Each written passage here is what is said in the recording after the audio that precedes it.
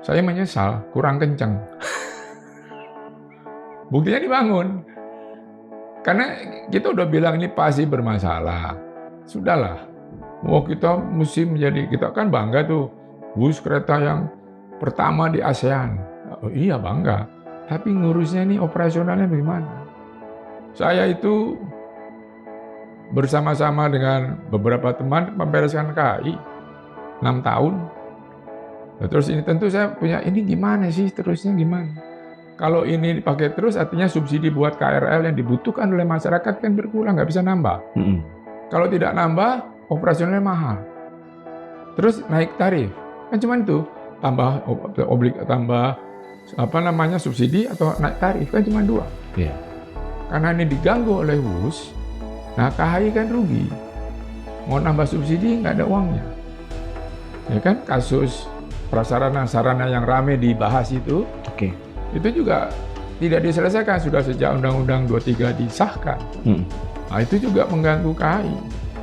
Dulu kita bereskan dengan utang berapa ya, 800 miliar atau berapa sih, beres jalan bagus, sekarang bagus. Tapi untungnya tergerus oleh bayar utang WUS, LRT. Yeah. Itu dulu gimana sih waktu KPBU-nya direncanakan itu seperti apa gitu. Itu yang saya nggak ngerti karena saya tidak terlibat pengambil keputusan. Tapi saya melihatnya secara situasi sosial politiknya yang ngapain dibangun. Oke, untuk sebuah proyek yang sudah dijalankan, kemudian merugi, tanggung jawab pemimpin saat itu, presiden saat itu, apa yang bisa dilakukan, Mas Agus? Secara legal saya nggak tahu ya, nanti mungkin bisa ditanya pada ahli hukum. Karena menurut saya tinggal moralnya saja, ini diapain, Anda tanggung jawab. Yang sekarang tanggung jawab ya yang berkuasa kan, tetapi dia sebagai pencetus, ya harus, ini buat rakyat loh. Dia suruh ngusulin aja, dari Solo juga nggak apa-apa, suruh ngusulin. Ini diapain? Kali dia punya duit buat nutup utang, ini nggak tahu. Ya kan? Nggak usah pakai kampanye-kampanyean lah. Pemilih juga dapatnya seperti gini kan? Oke. Yang paling bisa dilakukan apa oleh Pak Jokowi sebagai orang yang ya paling tidak dia bicara lah kan apa dulu dari pikirannya itu, terus bagaimana sih ini pembiayanya waktu itu bersama Bu Sri Mulyani sebagai Menteri Keuangan. Nah, kenapa itu sekarang bermasalah? Ya, coba dijelaskan. Ambil dia minta maaf. Ternyata ini menyusahkan kita. Perlu minta maaf, Mas? Ya haruslah, kalau mau. Kalau mau, memang mau, nggak belum tentu mau. Ini kan putusan, ini kebijakan yang dilakukan olehnya. Dan ternyata, sudah kita ingatkan, ternyata kan benar. Bermasalah. Kalau tidak kita ingatkan, ya apa, kita udah ingatkan kan. Sampai bukan saya saja, banyak yang mengingatkan bahwa ini hati-hati. Tapi kan terus dijalankan. Ya dia harus minta maaf lah bahwa saya salah membuat kebijakannya misalnya. Nah, terus ya bahas, saya bertanggung jawab membereskan, ya mau tidak mau dengan mohon maaf sebesar dari Presiden Prabowo. Karena dia yang berkuasa sekarang. Oke. Menurut Mas Agus, Pak Jokowi akan melakukan itu? Enggak. Mana ada Presiden minta maaf? Di Indonesia ya. Saya menyesal, kurang kencang. Agus Pambagio kembali menyorot proyek kereta cepat yang sejak awal ia nilai beresiko. Kini, ketika beban utang berpotensi ditanggung negara, pertanggungjawaban kebijakan masa lalu ikut dipertanyakan. Benarkah proyek yang dulu dibanggakan kini menjadi beban publik? Mengapa pemerintah tidak mendeklar saja ya bahwa memang harus menanggung beban rezim yang lalu? Karena untuk mendeklar itu ada aturannya. Sekali lagi, apapun yang dilakukan di sebuah negara itu ada tata kelolanya. Nah, hari ini Indonesia itu tidak mengabaikan tata kelola itu. Pokoknya kerjakan perintah begini, landasannya apa? Nggak usah landasannya, perintah presiden. Nah, selesai. Itu yang membuat saya dan kawan-kawan khawatir. Sebetulnya ini mau gimana sih? Yang apa dasarnya? Kan harus ngambil pos sesuatu, kan harus diskusi sama DPR. Karena dia bayar bagaimanapun APBN, apapun namanya lah. Uangnya itu dari situ. Pajak dari macam. Kalau kita ingat kan Presiden Prabowo pernah menyampaikan itu ya, bahwa akan diambil alih oleh pemerintah. Uangnya dari mana? Kan waktu itu saya tanya, uangnya dari mana? Gitu, ngutang lagi kah? Kan yang paling mungkin ngutang lagi. Uang APBN-nya nggak cukup. Kan yang harus dilunasi utangnya bukan hanya WUS. Iya. Kan banyak. Ya. Ya kan? Nah itu yang Oke. perlu dijelaskan pada publik, ini dari mana? Gitu. Oke. Artinya bahwa ini perintah Presiden Prabowo kepada Menteri Keuangan Purbaya dan juga Danantara. Dan antara harus dikerjakan. Kalau tidak dikerjakan bagaimana? Kan perintah. Oke. Dari mana? Lu pikirin kok nanya, gue kan presiden. Nah, gitu kan? Di tengah situasi fiskal hari ini. Iya. Utang KCIC diambil alih pemerintah. Tapi uangnya dari mana? Agus Pambagio mempertanyakan sumber dana dan pos anggaran untuk menanggung beban tersebut. Jika bersumber dari APBN, publik berhak tahu pos mana yang digunakan dan apa dasar kebijakannya. Jangan sampai beban proyek akhirnya kembali ditanggung uang rakyat. Ya, uang kita kan sebetulnya hanya ada satu di APBN. Dua di Danantara karena itu BUMN yang dipisahkan. Ada lagi untuk special vehicles, mungkin dananya, tapi saya yakin itu dananya dari APBN juga untuk hal-hal yang seperti gini yang aneh-aneh. Supaya tidak mengikuti harus lapor DPR dan seterusnya. Tapi intinya itu uang APBN. Nah, kalau dibilang tadi Pak Puraya, udah kita tangani dari pos mana? Saya bukan ahli fiskal, bukan ahli, tapi saya tanya dari pos mana? Kan itu harus ada aturannya, ya kan? Karena sekarang pemerintah ini melupakan tata kelola. Melakukan sesuatu langkah, termasuk penanganan bus ini, dasarnya apa? Itu aja dulu. Uangnya pasti uang APBN, plus uangnya yang ada di Danantara, kan itu harta negara yang dipisahkan, kan masuk BUMN. Itu aja. Dari mana lagi duitnya? Oke, Mas Agus, Pak Purbaya mengatakan bahwa akan dilakukan dengan skema melalui BLU, Badan Layanan Usaha yang ada di Kemenq, Special Mission Vehicle. Ya. Nah, skema ini menurut Pak Purbaya tidak akan membebani APBN. Saya bilang uangnya posnya dari mana? Memang Special Mission Vehicles ini kan tadi dia digunakan untuk menangani hal-hal yang emergency, yang tidak perlu lagi diskusi dengan parlemen dan masa-masa siapapun. Jadi, nah sekarang pertanyaan saya, uang yang di pos itu ada di APBN nggak? Saya bukan ekonom. Masuk nggak di anggaran APBN 2026 itu untuk apa? Oke. Kalau tidak ada, mau diambil dari mana lagi? Mau motong mana lagi? MBG sudah motong pendidikan, sudah motong macam-macam. KDMP sudah juga sama. Ini mau motong mana lagi? Artinya kan apa?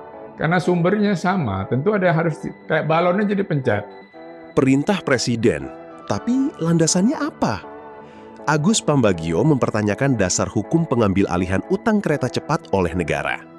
Jika pembayarannya menggunakan uang publik, pos anggarannya dari mana? Dan siapa yang harus bertanggung jawab? Pemerintah didesak terbuka agar kebijakan ini tidak menimbulkan pertanyaan baru di tengah beban fiskal. Publik, tolong jelaskan, lo mau bayar ini dari mana posnya? Menurut Mas Agus, apa resikonya jika pemerintah tidak mengambil alih utang PT KCIC ini? Tentu default ya. Nah ketika default, pertanyaan saya, maukah Cina akuisisi si KCIC ini? Jawaban saya nggak mungkin mau. Oke. Buat apa? Kecuali dia keretanya dari ujung barat sampai ke ujung timur Jawa atau Sumatera, sehingga Silk Road-nya Cina itu nyambung. Bisa. Perkiraan saya, dia minta jatah bikin pangkalan atau apa ke Natuna mendekati kita. Nah ini kan lalu kalau kita gabungan, saya bukan ahli strategi juga, tapi saya mencoba menggatuk-gatukkan gitu, ya Kertajati mau jadi pangkalan Amerika misalnya. Nah kita ini jadi posisinya bagaimana, itu yang harus dijelaskan pemerintah. Saya yakin Menteri Keuangan, Kepala Danantara juga bingung karena underlying-nya apa kalau saya mau bayar utangnya itu. Ada di mana aturannya itu? Kan ini spesifik bus loh ini. Iya. Yang pasti tidak ada di waktu pembahasan dengan DPR. Iya. Nah maksud saya ketika ini itu harus bicara dengan DPR, ini ada perubahan anggaran nih. Yang mana yang mau dikurangi? Boleh nggak? Kan gitu. Iya. Tapi kan ini nggak titah. Oke. Nah, itu yang saya nggak tahu. Oke. Apakah mungkin karena faktor itu? Artinya faktor non-ekonomi dari Presiden Prabowo sehingga mau nggak mau harus melakukan... Iyalah, 2029 gitu maksudnya. Nggak secara geopolitik tadi. Oh, secara geopolitik. Iya. Beliau kan tidak pro Cina kan? Beliau kan pro Amerika. Ya kan, meskipun kita non-blok, tapi kita lihat sehari-hari lah. Kita dengar kawan-kawan yang ahli strategi geopolitik dan sebagainya mengatakan itu. Ya, jadi saya cuma beranggapan kalau default mau diapain? Cina nggak mungkin mau ngambil itu mengoperasikan, buat apa, kan kecil sekali. Ya dia lebih strategis karena kan sekarang dia punya masalah di Natuna kan. Jika utang kereta cepat gagal dibayar, apa konsekuensinya? Agus Pambagio menyoroti risiko default dan mempertanyakan kemungkinan dampaknya terhadap posisi Indonesia di tengah kepentingan China. Isu ini bahkan dikaitkan dengan Natuna dan geopolitik kawasan. Namun, itu masih merupakan kekhawatiran dan analisis narasumber, bukan fakta yang telah terbukti. Benarkah utang ini bisa menjadi persoalan ekonomi sekaligus geopolitik? Kan meskipun sudah kita ingatkan Jokowi, ya kan? Nah, tidak ada sih nama presiden itu terus itu ya selain moral. Nggak tahu kalau ahli hukum bisa nuntut, ya silahkan. Gitu. Karena ini kan sebuah keputusan untuk infrastruktur itu rawan ketika kita tidak punya basic data yang pas. Karena infrastruktur itu kan dimaksudkan ketika membangun orang bekerja. Ketika sudah selesai, masyarakat itu menikmati pembangunan itu. Nah itu kan belum ini. Banyak yang belum dibayar tanahnya kan di jalur. Dan belum ada Mas proyek serupa seperti kasus WUS ini. Di mana? Di Indonesia. Di Indonesia bukan WUS sih, banyak misalnya Bandara Kertajati itu kan juga utangnya besar. Terus mana lagi? Banyak lah. Tol-tol itu baru 9% yang untung. Operator tol itu. Uangnya ya itu tadi. Karena kan pembangunannya tidak pokoknya jadi dulu. Bikin terserah dari mana. Nah, jungkir baliklah Menteri PU waktu itu kan untuk bangun. Nah, sekarang 50% lebih masih rugi. Meskipun tarifnya dinaikin terus. Dan itu kan dianggap sebagai salah satu keberhasilan Pak Jokowi ketika pemerintah infrastruktur. Utang KCIC diambil alih negara. Tapi bagaimana jika akhirnya gagal bayar? Agus Pambagio menyoroti risiko default dan mempertanyakan konsekuensi bagi Indonesia. Ia juga berspekulasi bahwa China mungkin memiliki kepentingan strategis jika persoalan utang membesar. Benarkah masalah kereta cepat bisa melebar menjadi persoalan ekonomi dan geopolitik? Pun sudah kita ingatkan Jokowi. Apa resikonya jika pemerintah tidak mengambil alih utang PT KCIC ini? Tentu default ya. Nah, ketika default, pertanyaan saya, maukah Cina akuisisi si KCIC ini? Jawaban saya nggak mungkin mau. Perkiraan saya, dia minta jatah bikin pangkalan atau apa ke Natuna mendekati kita. Untuk sebuah proyek yang sudah dijalankan, kemudian merugi, tanggung jawab pemimpin saat itu, presiden saat itu, apa yang bisa dilakukan, Mas Agus? Kalau ahli hukum bisa nuntut, ya silahkan. Dia sebagai pencetus, ya harus, ini buat rakyat loh. Dia suruh ngusulin aja, dari Solo juga nggak apa-apa, suruh ngusulin. Kereta cepat kini jadi sorotan. Siapa yang harus bertanggung jawab? Agus Pambagio menyebut kebijakan proyek ini ditetapkan pada era Presiden Joko Widodo dan mempertanyakan konsekuensi pembiayaannya hari ini. Proyek yang dulu dipandang sebagai simbol pembangunan kini menghadapi sorotan soal beban dan keberlanjutan. Benarkah keputusan masa lalu kini menjadi pekerjaan rumah bagi pemerintah berikutnya? Memang harus ada, ini kan kereta generasi kedua. Kita perlu, tapi bagaimana cara merencana itu dengan baik gitu. Kata orang kalau terlalu banyak studi nggak jadi-jadi, tapi harus ada basicnya. Nah kalau ini sampai default ya skandal. Atau sampai KAI bleeding lalu juga default, skandal. Kan ini beban dari KAI, harusnya kan bebannya di Wika. Kan sekarang diperiksa KPK Wika. Karena dia konstruksinya, KAI kan hanya menjalankan barang udah jadi. Gitu. Saya pecinta kereta, saya berkeberatan kalau KAI harus bertanggung jawab, tapi dia harus dibantu. Karena dia nggak ada pendapatannya kan dari penumpang, dari batu bara yang besar. Nah kalau itu terus diambil karena ada hak dia dulu, padahal seingat saya tanya pada Dirut KAI dan Menteri Perhubungan waktu itu. Kalau pindah dari Wika lalu ke KAI yang bayar, uangnya dari mana? KAI nggak ada. Nanti dari APBN disetorkan, KAI yang bayar. Bilangnya gitu loh. Nah sekarang kan enggak. Kalau sampai default, ini skandal. Agus Pambagio menilai persoalan kereta cepat tak lagi sekedar kekeliruan jika sampai gagal bayar dan membebani KAI. Sorotan pun mengarah pada tata kelola dan keputusan masa lalu. Benarkah proyek yang dulu dibanggakan kini berpotensi menjadi beban BUMN? Nah jadi itu yang sekarang kena sangkutnya ya KAI. Oke. Jadi memang harus ada orang yang berani mengingatkan, bahkan membantah mungkin Mas keinginan seorang presiden jika memang tidak masuk akal. Iya, idealnya kan begitu. Kan presiden mau tuh kan gini loh, rapat kabinet, kita berdebat, oke keluar kebijakan ya ini. Kalau gitu bikin undang-undang. Kalau tidak ada payungnya, bikin payungnya dulu. Baru muncul kebijakannya, kan nanti harus bicara dengan DPR. Jadi lama, ya itulah tata kelola kan.